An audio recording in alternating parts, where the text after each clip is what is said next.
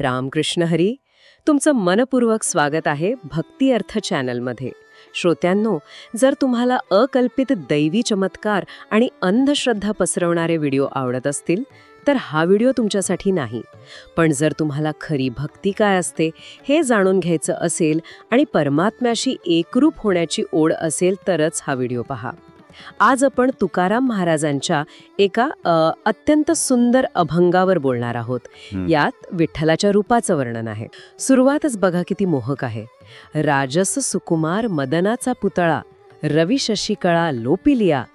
काय वाटतं मदनाचा पुतळा म्हणजे? मदनाचा पुतळा म्हटलंय खरं. हे म्हणजे सौंदर्याचा देवच जणू. पण हे फक्त शारीरिक सौंदर्य नाहीये बरं का. अच्छा. हे ते रूप आहे जे आपल्या आत्म्याला खेचून घेतं. एक प्रकारचं अलौकिक आकर्षण आहे. आणि पुढे म्हणतात रवी शशी काळा लोपलिया. हो, म्हणजे सूर्य आणि चंद्र सुद्धा फिके पडतात त्याच्या पुढे. अगदी. त्या तेजापुढे, त्या दिव्यत्वापुढे कसलं सूर्यचंद्राचं तेज. यात एकाच वेळी सूर्याचं तेज आहे आणि चंद्राची शीतलताही आहे. म्हणजे हे फक्त बाह्य सौंदर्य नाही. नाही, हे तर आतली शांती, प्रेम जागवणारं रूप आहे. सगुण रूपातून निर्गुणाकडे नेणारं. बरोबर. आता पुढची ओळ आहे. कस्तुरी मळवट चंदनाची उटी, रुळे माळकंठी वैजयंती ध्रुव. इथे अलंकार आणि सुगंधाबद्दल बोलतायत महाराज. हो, कस्तुरी आणि चंदन हे सुगंध म्हणजे काय तर परमात्म्याचे सात्विक गुण, त्याचं पवित्र अस्तित्व. ही काही वरवरची उटी नाहीये. हे आतून येणारं पवित्र्य आहे. आणि गळात वैजयंती माळ. हो, वैजयंती माळ. ती फक्त अलंकार नाही, ती तर भगवान विष्णूचं प्रतीक आहे. भक्ती, प्रेम, शांती या सगळ्याचं प्रतीक आहे ती माळ. भक्ताची शरणागती दर्शवते. खूपच छान. आता मुखाचं वर्णन आहे.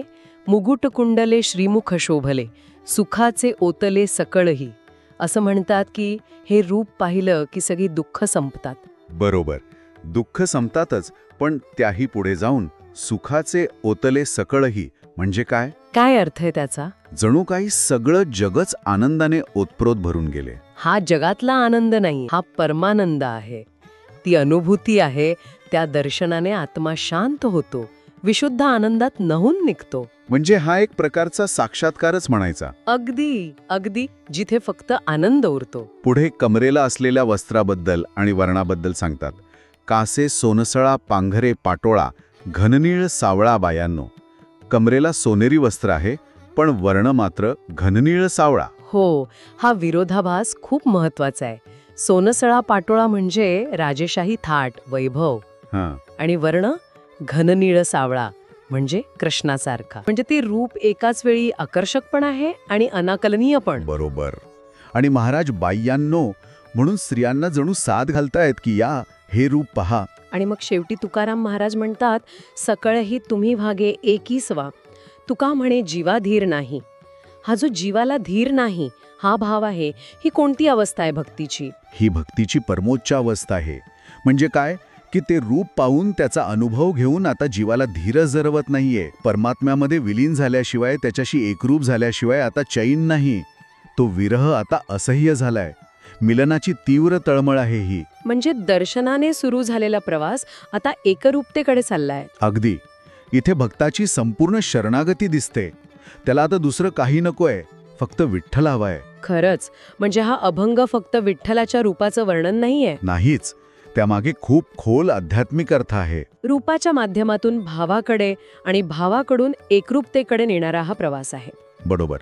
प्रत्येक गोष्ट, मदनाचा पुतळा, कस्तुरी चंदन, वैजयंती माळ, तो घननीळ वर्ण, हे सगळं बाह्य वर्णन वाटलं तरी ते आंतरिक गुणांचे आध्यात्मिक सत्याचे निर्देशक आहेत. हे रूप पाहिल्यावर आत्म्याला स्वतःच्या मूळ आनंदी शांत स्वरूपाची आठवण येते. हीच खरी विठ्ठल भक्ती म्हणायची, जिथे दिसणारं रूप आणि आतला अनुभव एकरूप होतात.